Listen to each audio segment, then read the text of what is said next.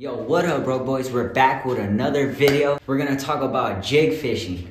Okay, now everybody has their way of jig fishing. I'm not here to tell you how to jig fish, but I'm gonna give you my tips on how I jig fish. So now I get a lot of questions on, hey bro, what jigs do you use? Size and jigs and colors, all that stuff really matters at the end of the day.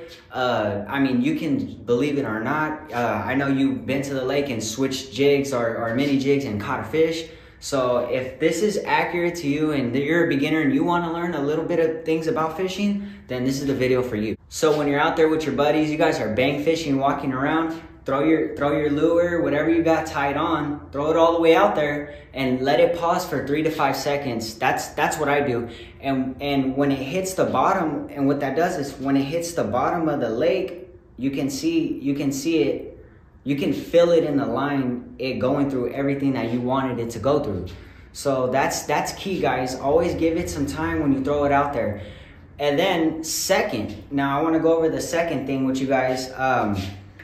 Give it a little bit of slack after you throw it. So say you throw it out there, you let it hit the water, wait a couple seconds, and give it some slack a little bit. And what that does is it gives it the tension on the line and the lure. It evens it out with the lure, so it'll look like this instead of looking like this when it drops in, if that makes sense. Those keys are perfect when you guys are out there fishing, guys. I mean, that's very important. You have to make sure the fish think it's real. That's the whole point of you guys using all these lures and all these crankbaits and these fancy spoons and stuff. You guys want to make sure they're accurate and you're using them at its full potential, especially with all these bait companies that are coming out. All these, fantastic people that are coming out with beautiful baits. You want to make sure you're using their baits the right way and, making them, not look bad on their end, making sure, their baits really do catch fish.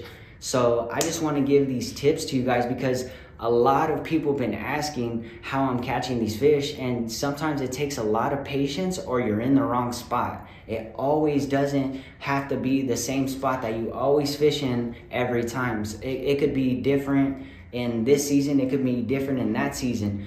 And it matters when it comes to line. Make sure you guys are using, nice line, either 2 pound to all the way to 6 pound you can use.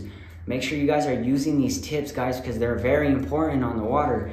If you guys are jig fishing a heavy water and there's too much weeds, use a weedless Texas rig. You can switch down your baits at any time. You don't have to use the same thing. Don't go with one bait, go with plenty. Go with a majority of them that you can choose from. Go with the crankbait, go with the jig, go with the mini jig, go with the drop shot, go with worms or anything, mice tails, hell, anything.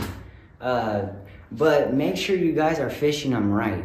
So give it some time when you're out there, give it some slack, and I promise you guys will catch a fish because I've done it most of the time. That's how I fish.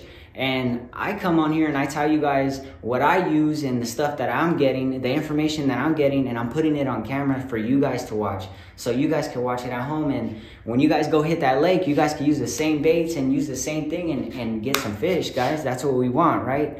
That's why I'm here. This is why we're here. This is Broke Boys, and thank you guys for watching. Please like and comment. Subscribe if you can. That'll help out a lot. That would make me want to make some more videos, better videos for you guys. And thank you for watching.